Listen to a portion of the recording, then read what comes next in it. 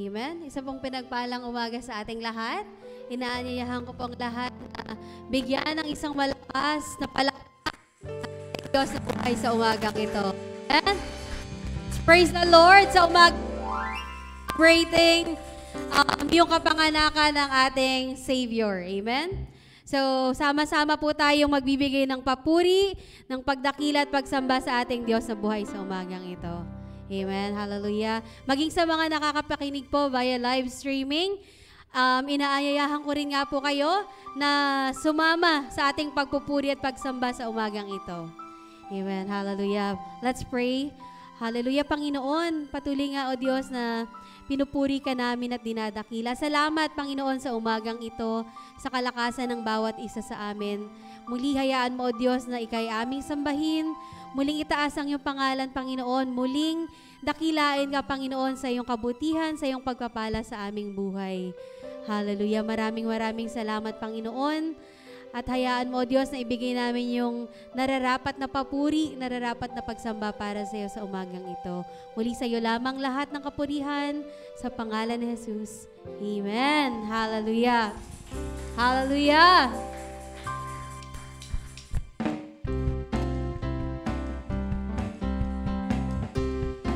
Newborn King.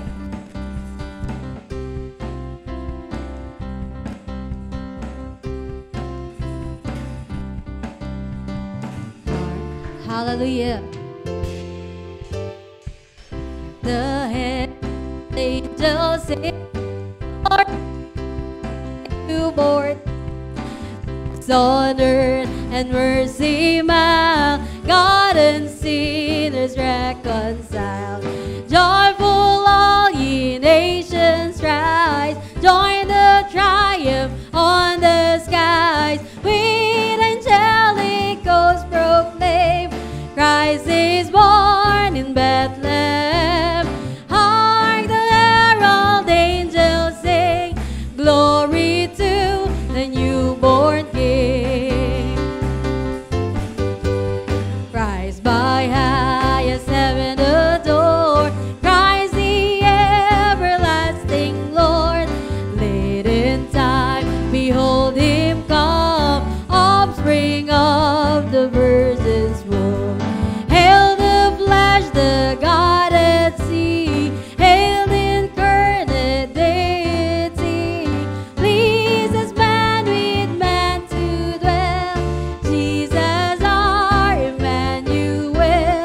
Hark, the herald angels sing, glory to the newborn King. Hark, the herald angels sing, glory to the newborn King. Peace on earth and mercy mild, God and sinners reconciled. Joyful all ye nations rise, join the triumph of the skies. With angelic hosts proclaim, Christ is born in Bethlehem. Hark, the herald angels sing, glory to the newborn King. Hark, the herald angels sing, glory to the newborn King. Peace on earth and mercy mild, God and sinners reconciled. Joyful all ye nations rise, join the triumph of the skies. With angelic hosts proclaim, Christ is born in Bethlehem. Hark, the herald angels sing, glory to the newborn King. Hark, the herald angels sing, glory to the newborn King. Hallelujah. Mary's boy child, Jesus Christ, was born on Christmas Day. And man will live forevermore.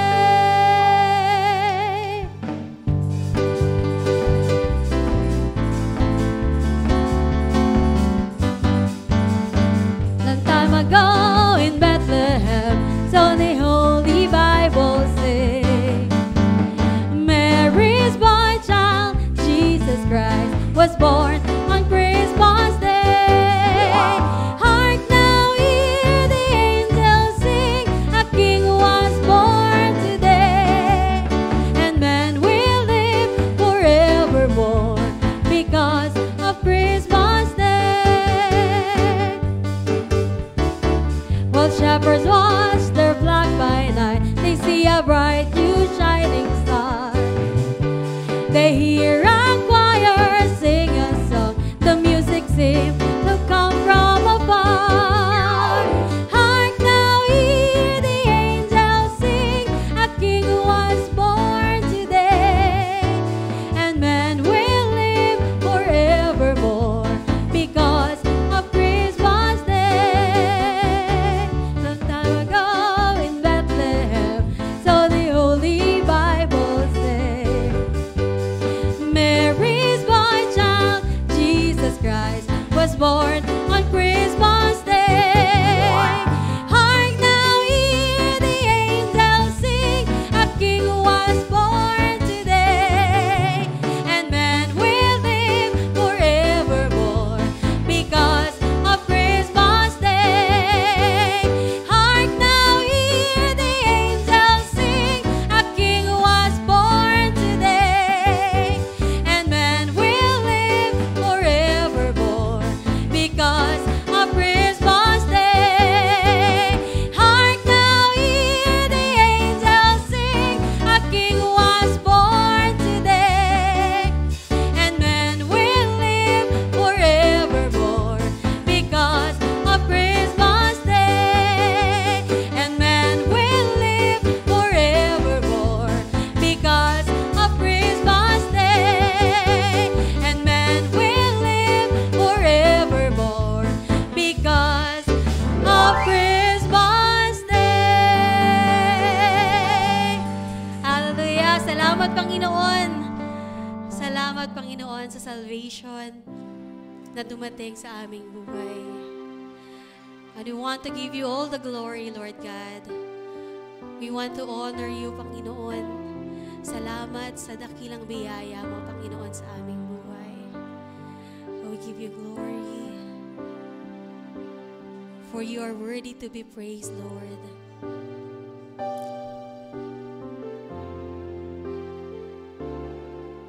Hallelujah. Glory, glory, glory to the Lamb. Glory to the Lamb. Glory, glory, glory to the Lamb. For He is glorious and worthy to be praised. The Lamb upon thy throne, and unto Him we'll lift our voice in praise. The Lamb upon thy throne. Sing glory. Glory, glory, glory, glory to glory, O God. Hallelujah.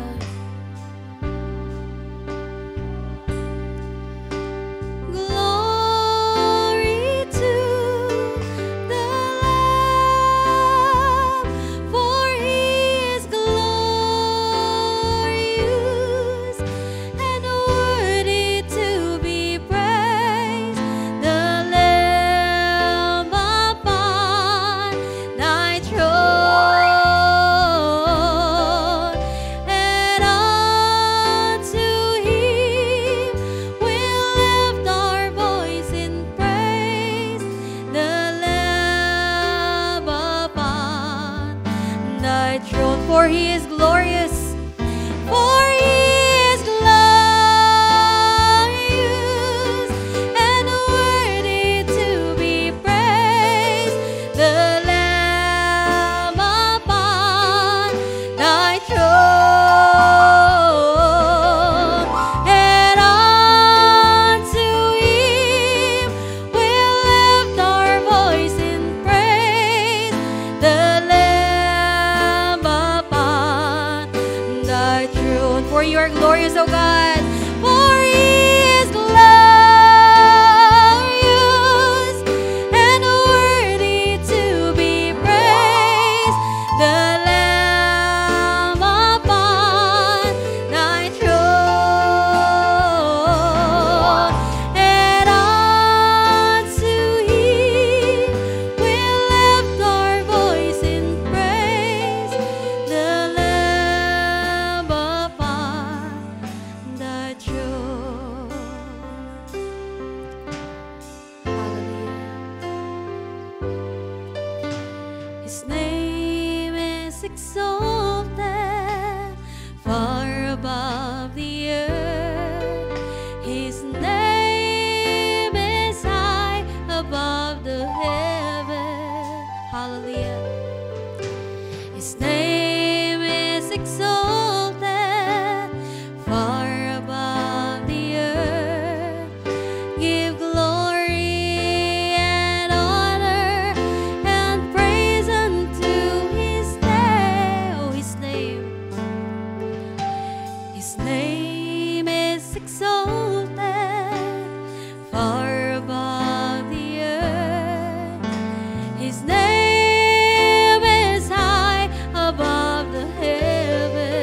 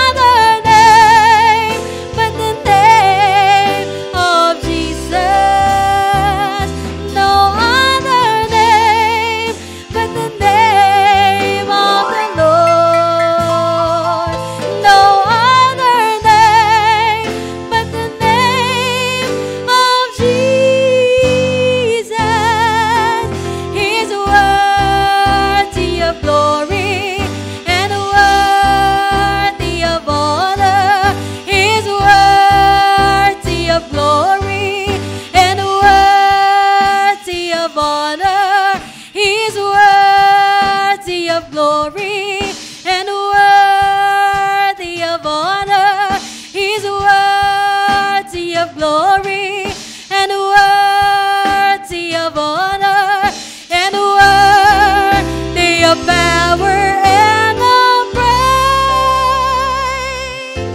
Hallelujah. Yes, you are worthy, O God. Oh, Jesus. We give you glory. Glorify thy name.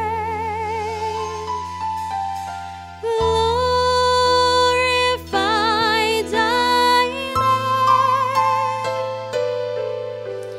Glorify thy name in all the earth. Come on, let's glorify thy name. Hallelujah. Hallelujah. Glorify thy name. We give you glory, O Lord. Glorify thy name.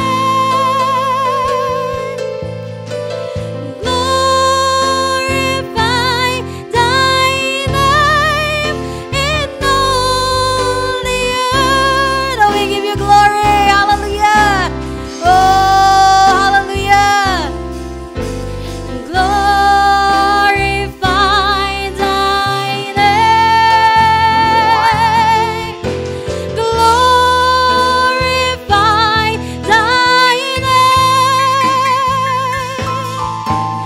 Glorify thy name in all the earth. We give you glory, hallelujah. Glorify thy name.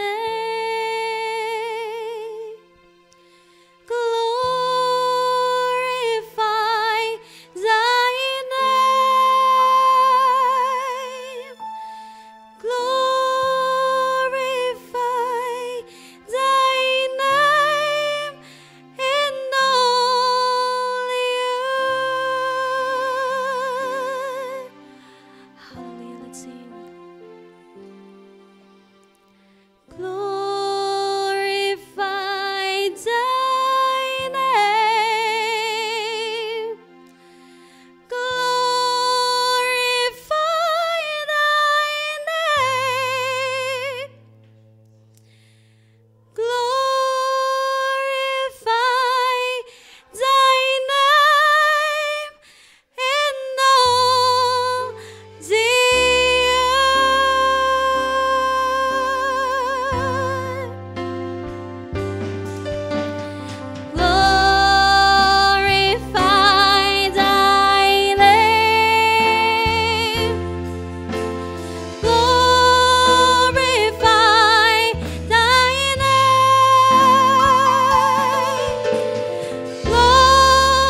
Glorify thy name in all the earth. Oh, we give you glory, Lord. We give you all the honor, all the praises and adoration. Panginoon, ikaw ang dakila at nararapat sa lahat. Salamat, Panginoon. Sa umagang ito, Lord God, salamat, Panginoon. Pagkat may kalakasan kaming magpuri, may kalakasan kaming ibalik sa iyo ang lahat ng papuri at pagdakila. Hallelujah, Panginoon. Sa iyo lamang nararapat na ilaan ang oras na ito, ang araw na ito, Panginoon. Pag ikaw ang hari ng mga hari, ang naging isang Diyos na aming sinasamba noon, ngayon, at magpakailanman, at hindi kami, O Diyos, magsasawa na ibalik sa iyo ang lahat-lahat ng papuri, pagdakila, pagluwalhati at pagsamba. Tanging sa makapangyarihang pangalan ng aming tagapagligtas na si Jesucristo. Amen. Amen. Hallelujah.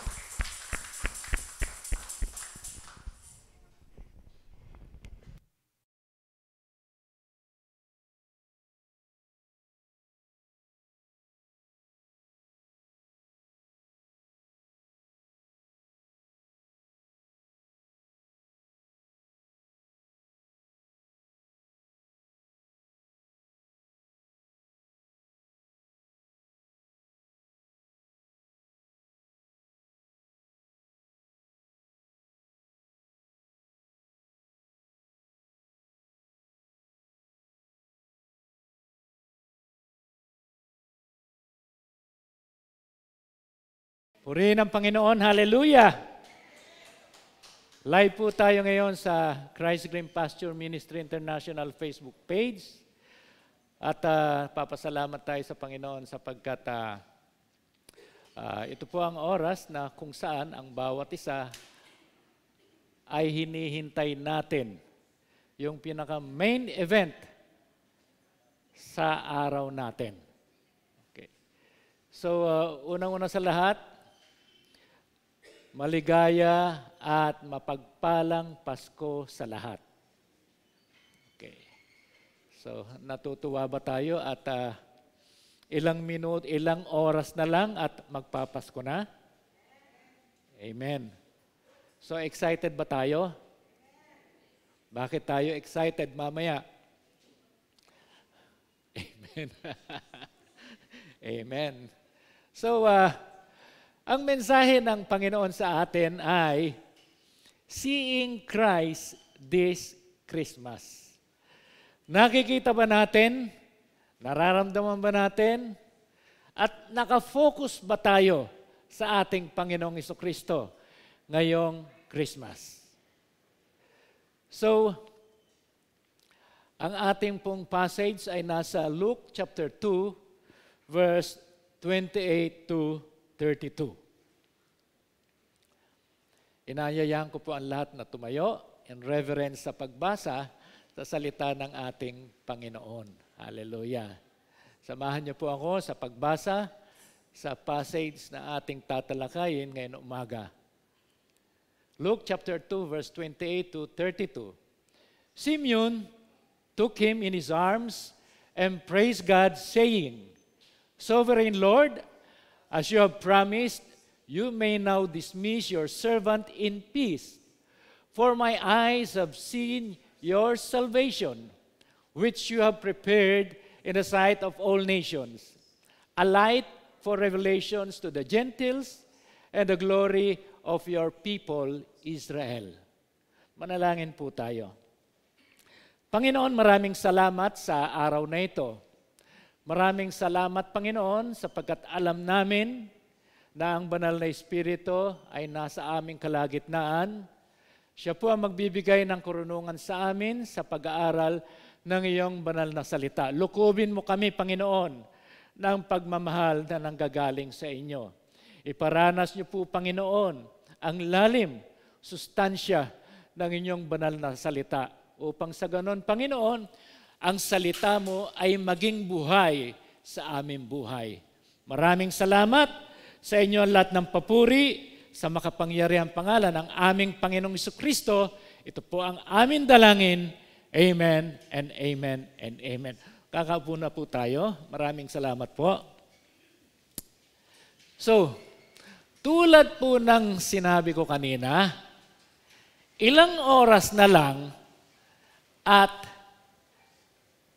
pipitada na yun midnight at magpapasko na. So ngayon ay Christmas Eve.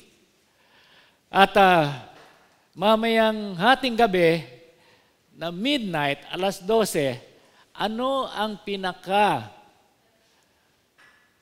main event na magaganap sa buhay natin? Lalong-lalo na sa ating family, sa ating relatives, sa ating mga kasamahan. Sapagkat mamaya ay mayroong tinatawag na Noche Buena.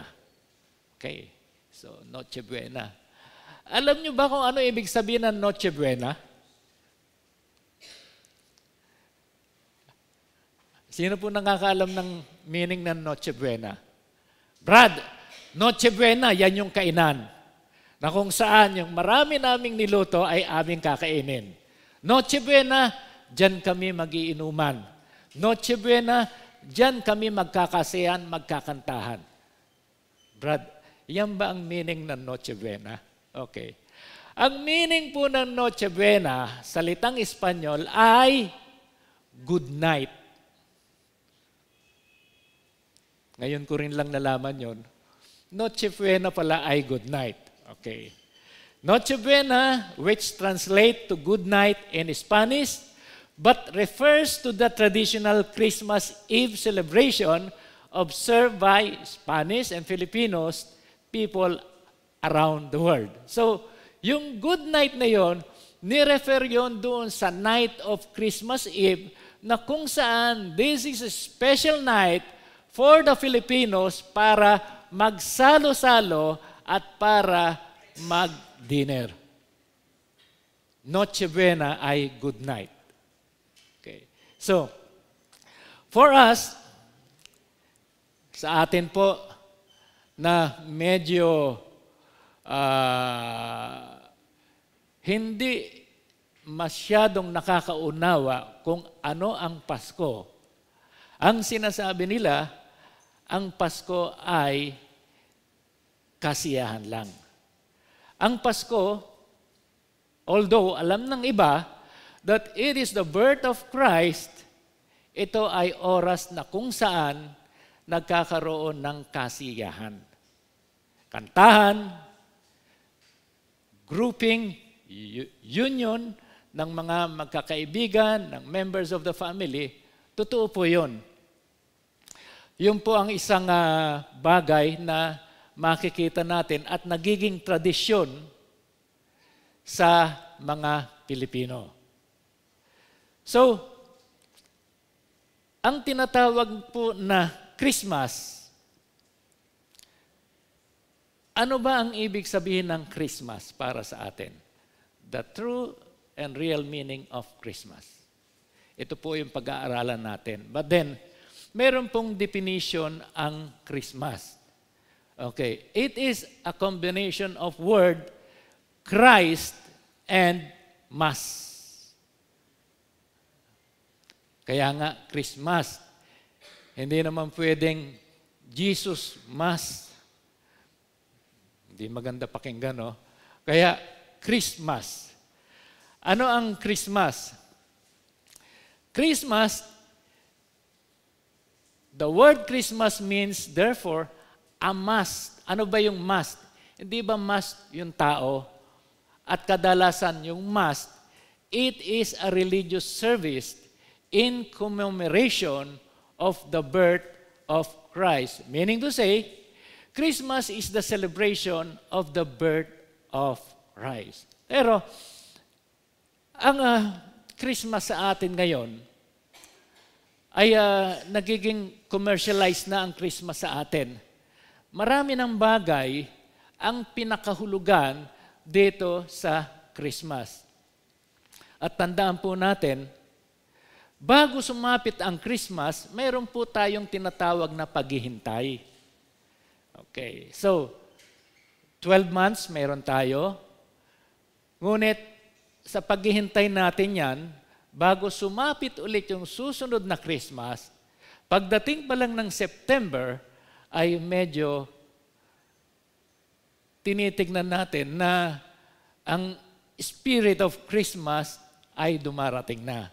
So, it involves waiting, yung paghihintay po natin. Alam niyo po, meron pong paghihintay na kung saan favor yun sa atin at may paghihintay na kung saan ito ay burden sa atin. Nang minsan nag-a-apply ako sa trabaho, okay, papunta ng abroad. Lahat ng passport, requirements, resume, tapos mga na-medical ka na, naibigay mo na doon sa agency. But then, suddenly, follow up, 1 linggo, 2 linggo, 3 linggo, medyo iba na ang aking nararamdaman sapagkat napakatagal na sa akin nung 1 buwan para mag-follow up ka. So, nung minsan pumunta ako doon sa agency, ang sabi ng agency sa akin, Mr. Prades, pasensya na po kayo at yung pupuntahan yung bansa ay mayroong gera. So, isasauli po namin lahat ng mga requirements nyo. At siguro maghintay na lang po tayo ng sandali, ng time, kung kailan matatapos yung gera. So, yung paghihintay ng ganon, it is really a burden. Ngunit, may paghihintay naman na kung saan sa ibang tao ito ay beneficial. Lalong-lalo na yung mayroong mga kaso. Kung halimbawa yung isang tao condemned, may kaso siya at naghihintay siya ng hatol sa kanya. So, ang gusto niya, mapatagal pa yung pagtatapos ng paghatol sa kanya upang sa ganon, maging benefit po yun sa kanya. Yung paghihintay niya para sa kanya, isang benefit yun para sa kanya. But then, in our passage, mayroong isang tao na naghihintay. At masugid yung kanyang paghihintay sapagkat ang kanyang hinihintay ay hindi yung para sa kanyang sarili. Ang kanyang hinihintay ay para sa buong tao dito sa mundong ito. At kung titingnan po natin, no, sometimes yung paghihintay kasi, it is an ordeal, o kaya it is a test. Sometimes it is a good deal and sometimes it is a bad deal. Yun sinasabi po natin. Yung nation of Israel, wait for 1,000 years for the Messiah to come and be delivered. Si Zechariah, ganun din. He just wait bago may panganak si John the Baptist sapagkat hindi siya nagtiwala doon sa sinabi ni Gabriel. So, he waited for a long time bago siya makapagsalita during the time na si John the Baptist ay ipinanganak na. So, in our world, sa ating mga mananampalataya, kinakailangan meron po tayong patience and effort sa paghihintay. Tulad po nitong si Simeon. Okay. Si Simeon. Si Simeon ay naghintay siya para doon sa consolation ng Israel. Ngunit, hinintay niya yung consolation of Israel para doon sa ine-expect niya na darating na Messiah. And he waited for many years para maganap yung talagang promised fulfillment na promise ng Panginoon Diyos. Hindi lamang sa Kanya, kundi para sa humanity. At doon, naniniwala si Simeon sapagkat mayroong hula. Ang sabi doon sa Isaiah chapter 9 verse 6, "For to us a child is born, to us a son is given, and the government will be on his shoulders, and he will be called Wonderful, Counselor, Mighty God, Everlasting Father." Kulang. So, ito yung prophecy ni Isaiah, na kung saan pre-prophesy na mayroong bata na maipapanganak, at ito ay he will be born, he will be given to us, at ito ay papangalanan na Wonderful, Counselor, Mighty God, Everlasting Father. So, dito, nagtiwala si Simeon. At in-expect niya na itong salita na nanggaling kay Isaiah ay magkakaroon ng kaganapan. So, tingnan muna po natin kung ano ang ibig sabihin ng Christ. Ano ba ang apelyido ni Jesus? May apelyido ba si Jesus? Oh, Brad, apelyido niya Christ eh. Hindi po. Hindi po apelyido, hindi po surname ni Jesus ang Christ. Okay. Kung titingnan po natin, kasi tingnan po natin dito yung Messiah. Yung Messiah na sinasabi ay Christ. Christ translated in the Old Testament as Messiah. Okay, sa Old Testament.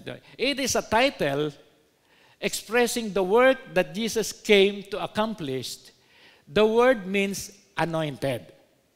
Yung Christ, the Anointed One.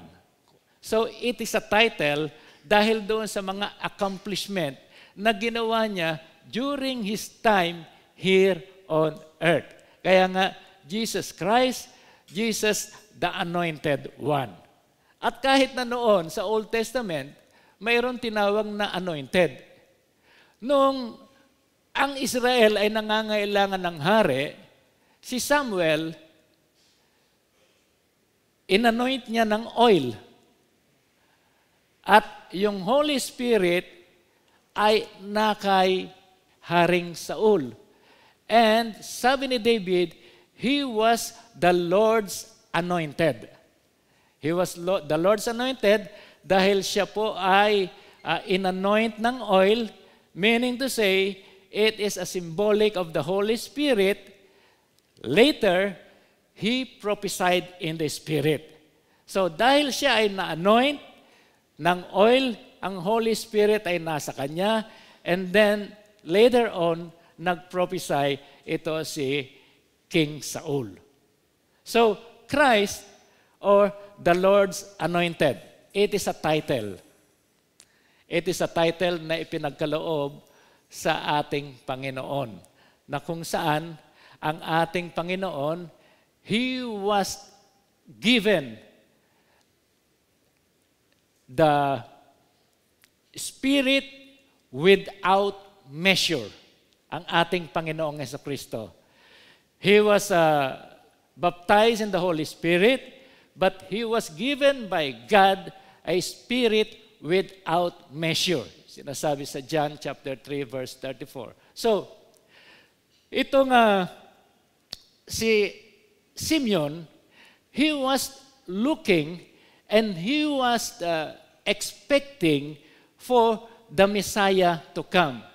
Simeon had patiently waited, and he has a very hope for Israel that sometimes later on ay makakamtan ng Israel yung tinatawag na consolation o kaya encouragement na manggagaling sa ating Panginoon Diyos.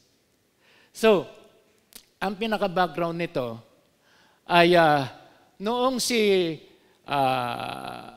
ang ating Panginoong Jesucristo ay ipinanganak. Okay. So, after 8 days, si Mary ay unclean pa. Within 7 days, unclean pa siya. So, on the 8 days, na-circumcise ang ating Panginoong Jesucristo. So, there is a need for 30 days para magkaroon ng purification si Mary. Because she is unclean because of bleeding.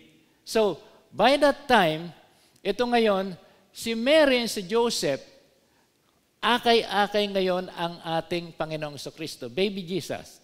At pumunta sila doon sa temple for 2 purposes. 1, to present Jesus Christ sa ating Panginoon Diyos. At pangalawa, for purification of Virgin Mary. So, for purification. So, ito, nung nasa temple sila, si Simeon, he was touched by the Spirit of God. Okay. Ano ang ibig sabihin ng pangalang Simeon? Ang salitang Simeon ay one who hears and obey.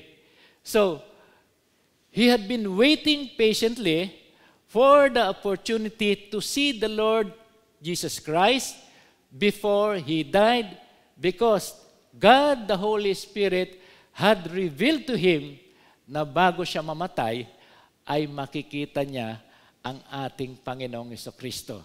Sapagkat Jesus Christ is the salvation Himself. Ang ating Panginoong Jesucristo. So, He was directed to the temple by the Holy Spirit, and Jesus Christ, bit-bit siya ng mag-asawa, papunta ng temple. So, the Holy Spirit ay nangusap kay Simeon. sometimes the Holy Spirit get in touch with us. Ang banal na Espiritu, it is the dispensation of the Holy Spirit in the New Testament hanggang sa oras natin ngayon. Kung kaya't kinakailangan po, maging sensitive po tayo sa banal na Espiritu. What is Christmas all about? Christmas is all about to have our focus sa ating Panginoong Jesucristo. And everything that concerns the world, we set aside. Ang kinakailangan po natin ay yung bang mayroon tayong, pag sinabi natin we set aside, hindi naman natin sinasabing kinakailangan ay maging malungkot tayo. Okay. When we say we set aside, yung mga gawain na hindi karapat-dapat sa mundong ito, hindi na po natin gawain yan. But then, as we celebrate Christmas, our focus should be yung birth ng ating Panginoong Jesucristo. And what about His birth? Ito nga po yung tinatalakay natin. Kung kaya't dito, titingnan po natin yung means kung papaano makikita si Kristo itong kapanahunan na tinatawag na Christmas. Kung titingnan po natin,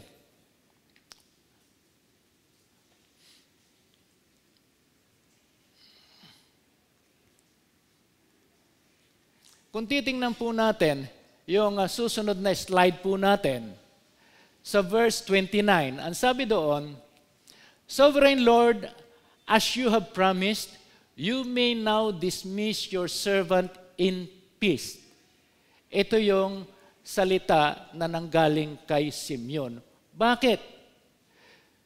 Sapagkat maaring ito si Simeon ay matanda na. At talagang qualified na siguro ito si Simeon na para naghihintay na lang siya ng time para siya ay maibaon sa lupa. Okay, ibig sabihin sa kanyang kamatayan. So, dito sa verse na ito, titingnan po natin yung pinaka-point that seeing Christ is seeing the fulfillment of God's promise. Dito, sa pagkakataong ito, ay makikita natin na nagkaroon ng fulfillment yung promise ng Panginoon Diyos sapagkat on that day, nakita ni Simeon ang ating Panginoong Hesukristo. The Holy Spirit revealed to him that that baby is a baby who will save the people from their sins. At doon, sa baby na yan, ay matatanggap ang kaligtasan ng sanlibutan. So, ang ginawa doon ni Simeon, okay, he approached yung mag-asawa at kanyang kinuha si baby Jesus at kanyang itinaas sa ating Panginoon. Sabi niya, Sovereign Lord, as you have promised, you may now dismiss your servant in peace. Ready na si Simeon na mawala at umalis dito sa mundong ito. Ibig sabihin, he was ready to die. Dahil nakita niya ang salvation sa pamamagitan ng ating Panginoong Hesukristo. And that is really the meaning of Christmas. Wala po tayong ibang pinakakahulugan sa Christmas, kundi yung focus natin na kung saan ang ating Panginoong Jesucristo, dahil doon sa kanyang kapanganakan, ang lahat ng sanlibutan, okay, ay nagkaroon ng tinatawag na kaligtasan. So, na-fulfill yung promise. Hindi lamang sa pamamagitan ng Simeon, yung promise kay Simeon, kundi yung promise sa mankind. Sa mankind na kung saan, it is very plain sight, na kung saan yung birth ng ating Panginoong Jesucristo, no? Ito yung fulfillment ng God's promise to redeem mankind. Napakahalaga sa atin sapagkat ngayon po, tanungin po natin yung mga tao na nagse-celebrate ng Christmas. Meron nga istorya sa Japan. Okay. Sa Japan, Christmas Day. Marami ang namimili. Okay, namimili. Ngayon, may nag-i-interview. Nakita niya yung isa na nasa sidewalk, babae. Sabi ng interviewer, sabi niya, "Ma'am, may tanong lang po ako, what is Christmas?" Tatawa-tawa yung babae, sabi ng babae, "Christmas? Christmas, I think Christmas is the day when Jesus Christ died on the cross." Sabi niyang ganon. Mali ba o tama? Medyo may katotohanan ng kaunti yung sinabi ng babae. Sapagkat ang birth ng ating Panginoong Jesucristo ay Christmas, pero yung birth ng ating Panginoong Jesucristo patungo doon sa kamatayan, yun ang nagsilbing kaligtasan para sa ating lahat. And you know, Christmas is salvation for every mankind. Dahil ang ating Panginoong Jesucristo, nagsabi siyang, "It is finished." Okay. Lahat ng nagsisi sa kanyang kasalanan at lahat ng tumanggap sa ating Panginoong Jesucristo ay nagkaroon ng bagong buhay. At dahil nagkaroon ng bagong buhay ang lahat ng tao, nagkaroon ng tinatawag na free gift of salvation sa lahat ng mga taong tatanggap sa ating Panginoong Jesucristo. And this is the sense of Christmas. Medyo mali, pero mayroong katotohanan. Yung sinasabi ng babae. But then, titingnan natin, we must remember that when God make a promise, He keeps it. Ang ating Panginoong Jesucristo na nag-promise sa pamamagitan ng banal na Espiritu na magkakaroon ng fulfillment na makikita ni Simeon ang Panginoong Jesucristo ay nagkatotoo. Alam niyo po, ang ating Panginoong Jesucristo, when He promised, tinutupad niya po. Hindi po pwedeng magkaroon ng promise o pangako ang ating Panginoon at pagkatapos, hindi niya tutuparin. Tandaan po natin, iba po ang Panginoon Diyos sa tao. Ang tao, medyo pwedeng magsinungaling. And it is the nature sometimes ng tao na ang kanyang behavior, ang kanyang karakter ay nagbabago. But then, for God, sa ating Panginoon Diyos, sa pamamagitan ng ating Panginoong Jesucristo, hindi pwedeng magsinungaling ang ating Panginoon Diyos once the Lord God make a promise sa atin. Ito po yung katotohanan na kung saan natanggap ni Simeon yung tinatawag na fulfillment ng promise ng Panginoon Diyos sa kanya. At ito po yung isang bagay na kanyang pinasasalamatan sa ating Panginoon. Panginoon, pwede na akong mawala dito sa mundong ito. Minsan, meron tayong ganong tendency. No? Na kung minsan yung isang bagay na gustong-gusto natin, sinasabi natin, makita ko lang ito, okay na sa akin. Makaalis lang ako, papunta ng abroad, okay na sa akin. Okay. So, magkaroon lang ako ng negosyo, Panginoon. Magiging faithful ako na magbigay sa iyo. Minsan marami tayong sumpa na ginagawa sa ating Panginoon Diyos. But then, let us be cautious. Maging cautious po tayo doon sa ating sinasabi sa ating Panginoon. So, yung nakita ni Simeon, sabi doon, it is really a thing na kung saan ang sanlibutan ay makakaranas ng tinatawag na kaligtasan.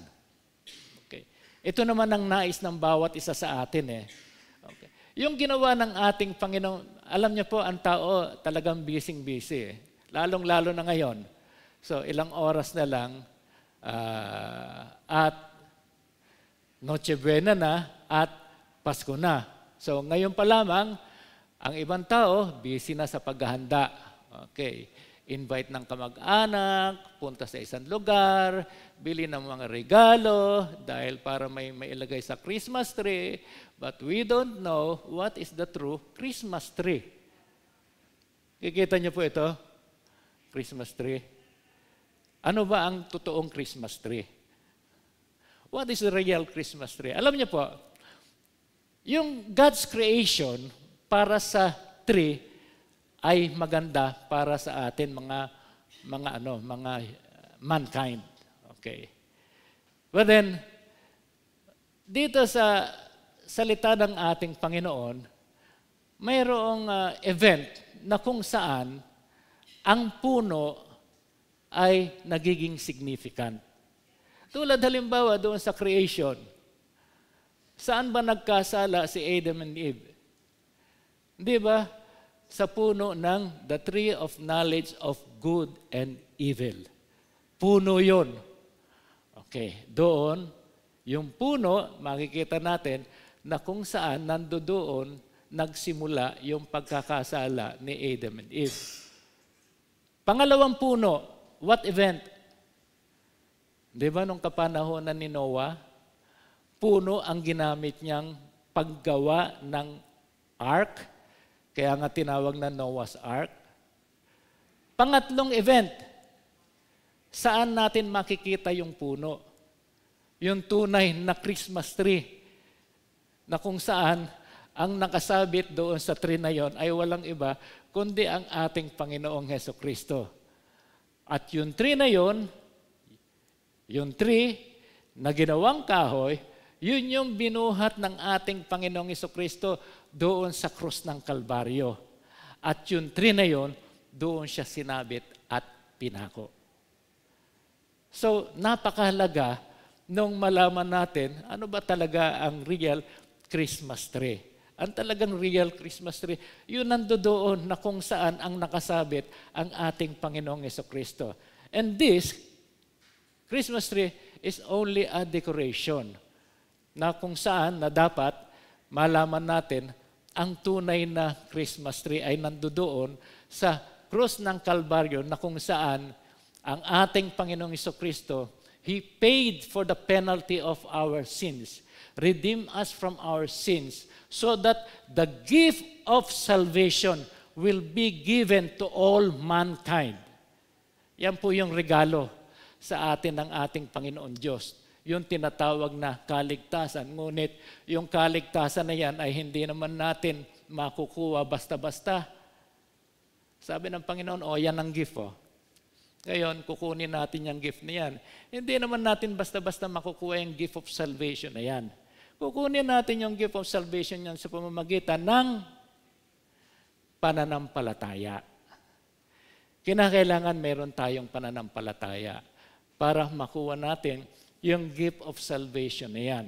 Ngayon, dito sa susunod na verse, sabi dito, "For my eyes have seen your salvation, which you have prepared in the sight of all nations, a light for revelations to the Gentiles and the glory of your people, Israel." Anong puntos na dapat natin makita dito? Kung paano natin makikita dito ang ating Panginoong Hesukristo. Seeing Christ is to witness for God's salvation. Okay. Simeon was waiting for the consolation of Israel. Ibig sabihin ng consolation of Israel is comfort by way of encouragement. So, dito sa pagkakataong ito, na dapat makita natin yung tinatawag na kaligtasan ng humanity sa ating pag-celebrate ng Christmas. Ito po yung sinasabi natin true meaning of Christmas. Yung Christmas na kung saan malaman natin ang kahalagahan ng pagsilang sa ating Panginoong Jesucristo na nagdulot sa atin ng tinatawag na kaligtasan. At doon nga sa tree na yan, hindi ba sinasabi, He Himself bore our sins in His body on the tree, that we might die to sin and live for righteousness, and by the stripes of the Lord Jesus Christ, we are healed. Yung tree na yan, na kung saan nandoon lahat na naging ang sinasabi nga doon, ang ating Panginoong Jesucristo ay ginawang makasalanan. He who knew no sin has been made sin for us, that we might be the righteousness of God in Him. So, 2 Corinthians 5 verse 21. So, ang ating Panginoong Jesucristo na walang kasalanan ay ginawang makasalanan doon sa krus ng Kalbaryo upang tayo ay maging righteousness ng Panginoong Jesucristo, ng ating Panginoon Diyos sa pamamagitan ng ating Panginoong Jesucristo. So, it was the message that salvation had come in Jesus. Sabi dito, a light for revelations to the Gentiles and for glory to your people Israel. Ito yung pinakahihintay ni Simeon na kung saan maranasan ng buong Israel, hindi lamang Israel, pati mga Gentiles, yung sinasabing kaligtasan. And this is the significance and this is the essence of Christmas sa buhay po natin. Kung kaya't nakakalungkot lang po sapagkat Christmas nowadays is purely materialism, commercialism. Naalala ko po yung kwento ni Pastor Nelson, birthday nung bata, tapos may mga engranding pagsasalo-salo, handaan, dahil birthday nga nung bata, hanggang sa nagkakaroon na ng pagtitipon, tinanong ng mga bisita, nasaan ay may birthday? Yung may birthday, nandoon pala natutulog. Wala doon sa kasiyahan, wala doon sa celebration, yung talagang may tunay na birthday. Ibig sabihin yun, we are celebrating Christmas just only for ourselves only, na tayo ay magkaroon ng kasiyahan sa buhay po natin, not knowing yung essence and importance of Christmas, na dapat doon po tayo nakatuon. So, ang pinakamaganda sa atin, we need to renew or we have a new perspective about the celebration of the birthday of Jesus Christ. We need to be completely open to the Holy Spirit in our lives. During this season, we need to realize that we always need to be ready to respond to God's call, to celebrate, to heal, to love, to announce the good news, to allow the Holy Spirit to lead and direct our life. Ito po yun. Yung banga sa ating kasiyahan ay nandoon po yung presensya ng ating Panginoon Diyos, na kung saan in our joy, in our happiness, in celebrating the Christmas, nandoon po yung presensya ng ating Panginoon Diyos. At for Simeon, that time of waiting is over. Time was up, and he was happy because the promise of God had been fulfilled. God had answered the prayers, and the prophet's words were fulfilled. God's gift had arrived.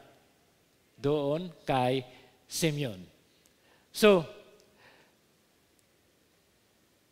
ang ating Panginoon Diyos, although He gave us the gift of salvation, but on the next verse, makikita po natin doon, yung kaligtasan na ipinagkakaloob ng Panginoong Jesucristo ay nagiging kaguluhan sa mga tao.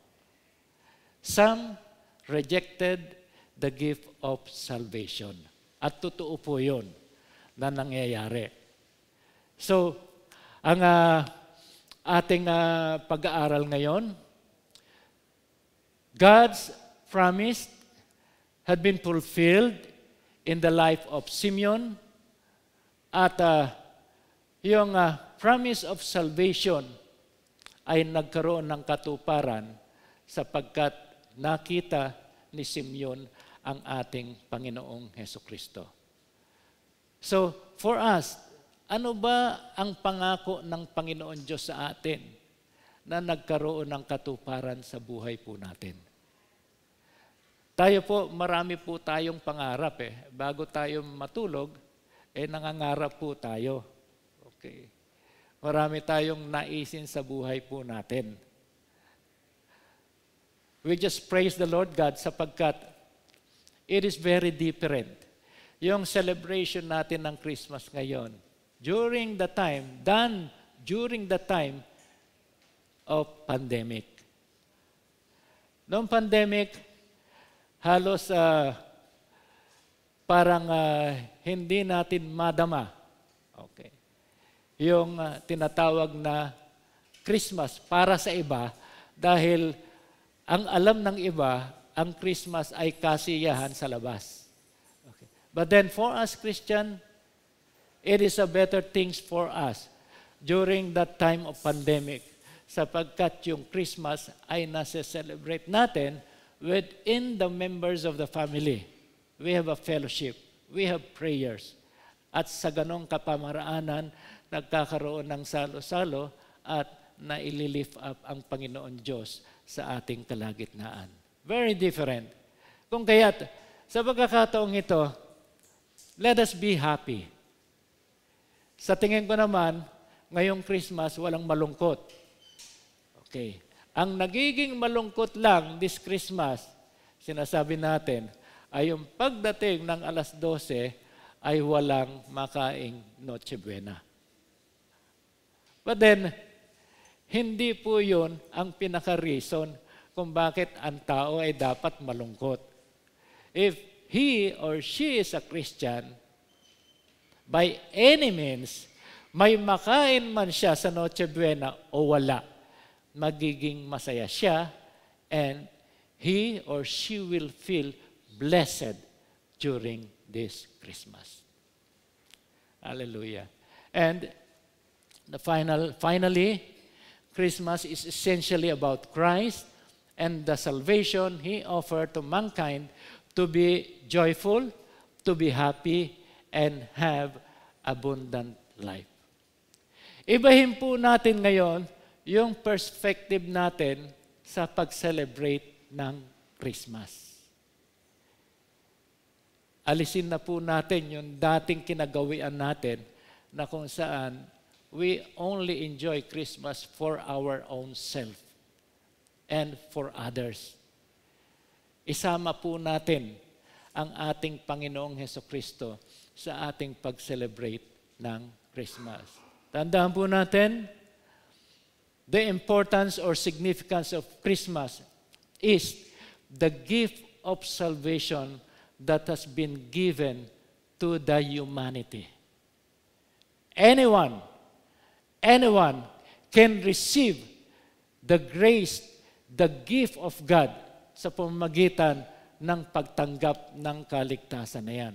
At ang kaligtasan na yan ay dala po natin hindi lamang po after the time na mawala tayo dito sa mundong ito, kundi even in our life here on earth, we experience the salvation of God. We have peace, we have comfort, and anytime, mawala man tayo dito sa mundong ito, tulad ng Simeon, hindi po tayo mangangamba. Natutuwa nga po ako dahil kanina nakasakay kami sa taxi. Okay, yung nagmamaneho ay sinasabi niya na mayroon daw siyang problema doon sa kanyang anak dahil batang-bata pa, 40 anyos, ay namatay na. Okay. Namatay dahil na-stroke. Nasobrahan yata ng kain ng lechon at nasobrahan sa pag-inom. I don't know. Pero ang sabi namin, kapatid, alam niyo po ba at kayo po ba ay naniniwala sa Bible? Sabi niya sa akin, sabi niya sa amin, bakit? Wala naman akong sinasabing hindi ako naniniwala. Sabi niya gano'n sa akin. So, hindi po namin sinasabi na hindi kayo naniniwala. Pinaliliwanag lang po namin na dito po sa mundong ito, tayo po ay hindi tatagal dito sa mundong ito. At kinakailangan po na tayo po ay nabubuhay sa kalooban ng ating Panginoon Diyos. Sabi niya, bakit? Hindi naman natin malalaman kung saan tayo pupunta. Sabi niya gano'n. Sabi ko, kapatid, ang Bible hindi ibinigay sa atin kung walang silbi ang Bible. Ang Bible ibinigay sa atin para malaman natin yung destination natin, kung saan tayo pupunta. Kung gusto natin pumunta sa impyerno, pwede. Kung gusto natin pumunta sa langit, pwede. Bakit? Kasi may Bible tayo. At diyan sa Bible natin, malalaman natin kung saan tayo pupunta. Siguro isip yun yung taxi driver. But then, sa atin mga mananampalataya, it is very clear sa atin yung tinatawag na salvation, and it must be clear to us that Christmas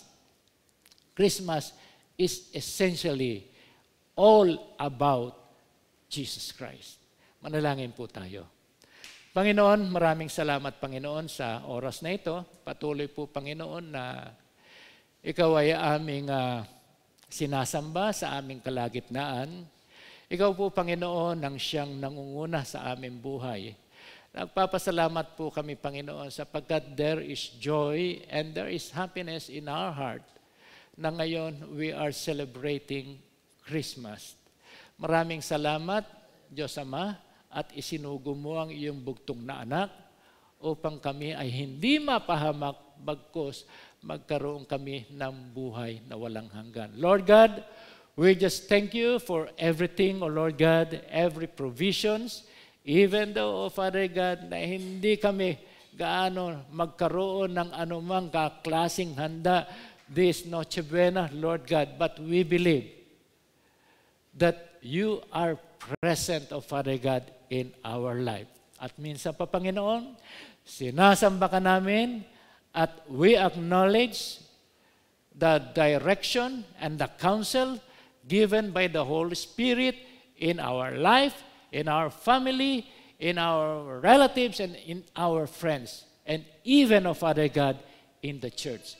Maraming salamat sa inyo ang lahat ng papuri, lahat ng kadakilaan sa makatamis at makapangyarihang pangalan ng aming Panginoong Jesucristo. Ang bawat isa ay magsasabi ng Amen and Amen. Palakpakan natin ang Panginoon. Hallelujah.